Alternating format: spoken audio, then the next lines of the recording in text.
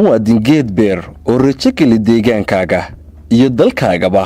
Muwaadin horseed u noqo bilicda iyo quruxda dalkaaga adigoo dhireynaya gurigaaga, meheradaada iyo weliba goobaha bulshadu ku kulanto. Ogsoono muwaadin, faa'iidada ku jirta dhirbeeridda waxa ka mid ah dhirtu waxay ka qayb qaadataa roobka in la helo iyadoo abaaro ba'ana ayna saameeyeen. Waxa kaloo aynu ka helnaa quud ama midho aynu cunno iyo har aynu ka hoos galno cadceedda.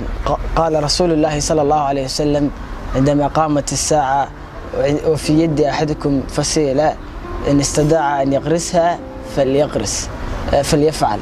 رسولك وحشة عليه الصلاة والسلام هذه قيامه أي جادو ومدي ذنك إذا كم يدو قعنتك وهاي إني نيجي حسما يا محبة رب رسولك عليه السلام شيء مركب فايدة سلة هاي إن در لبيرة sidoo kale bulshanimo environmental ahaan climate change kan iyo dunida isbedelaysa faa'iido badan bay leedahay roobabka iyo abaaraha in hadda ku jirna inaga baxaya dhirta iyo xoolaheeni iyo dadkeeni wixii nabaad guro dhan baa dib u soo noolaanaya.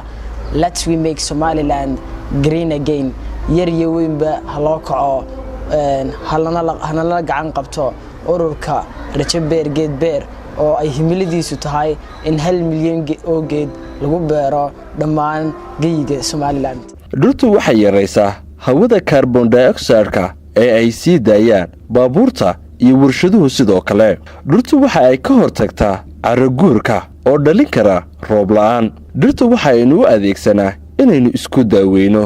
Dhirtu waxaynu u beernaa qurux iyo bilic ay deegaanka ay ka hesho inagana indhiheenu ay ku doogsadaan. dhirtu waxaynu ka helnaa hawada muhiimka ah ee aynu aadama ahaan u baahanahay ee oxygen-ta. Muwaadin ma ogtahay in dhirtu ay faa'iido weyn u tahay noloshaada, quruxda iyo wax soo saarka dalkaaga. Muwaadin Geed Beer oo rajo geli ciidaada iyo dalkaaga.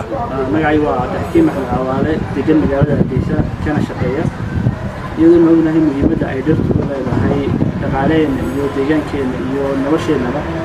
جعلنا نقدر قاعدنا برنامج Rajo Beer Geed Beer. magacaygu waa Iis Maxamed, degan magaalada Hargeysa. waxaan idinka codsan lahaa inaad taageero weyn siisaan ururka Rajo Beer Geed Beer oo runtii damacsan inuu Somaliland ku soo celiyo in gebigiisaba green laga dhigo oo meel kasta gobol kasta geed lagu beero, taasoo faa'iido weyn u ah environmentka iyo caafimaadka iyo bulshadaba iyo xataa muuqaalkaba. marka waxaan rajaynayaa inaad taageero weyn siisaan mashruuca ay wadaan wadaliyar firfircoon oo runtii u doonayaan inay change weyn ku sameeyaan wadanka Rajo Beer Geed Beer.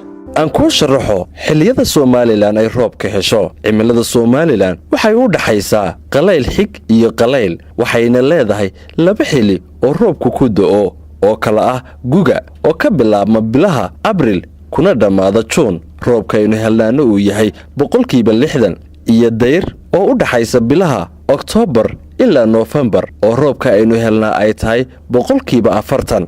xilliyada qaar waxa jira in roobka dib u dhac uu ku yimaado. labada xilliye waaweyn ee guga iyo dayrka ee roobka helo waxa soo raaca roobka xeebaha waqooyi ka daa ilaa 50 kilomitir ee loo yaqaano xayska ama xagaayada, waxaanu daa bisha July iyo August. roobka gugu waxa uu yimaadaa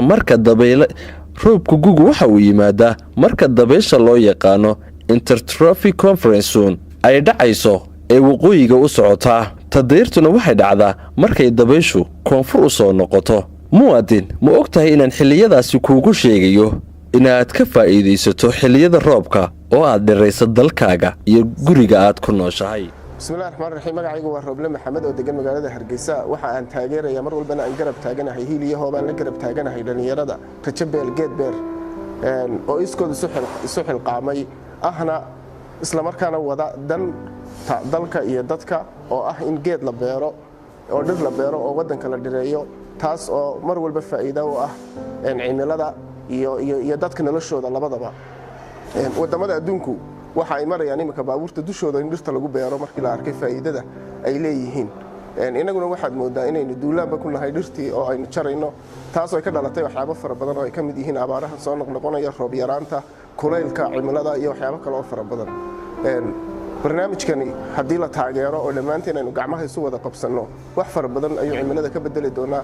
ilaahayna waxaanu ka rajaynaynaa markaa inuu roobkana inoo badiyo abaaraha inaga dulqaado. magacaygu waa Khalid Maxamed Saciid, rooma laguma dhisin hal maalin sidaa daraaddeed aynu maanta ka shaqeyno deegaankeena dhirtana ku beerno waan taageersanahay tiimka ama kooxda Rajo Beer Geed Beer waxay ka shaqeynayaan mustaqbalka wadankeena iyo deegaankeena marka waa inaynu garab istaagno caawino la shaqeyno wixii ay garab istaag inooga baahan yihiin aynu la garab istaagno si deegaankeena iyo mustaqbalkeena u noqdo mid aad iyo aad u qurux badan. haddaba wixii caawina kala xidhiidh lambarada shaashada kaaga muuqda.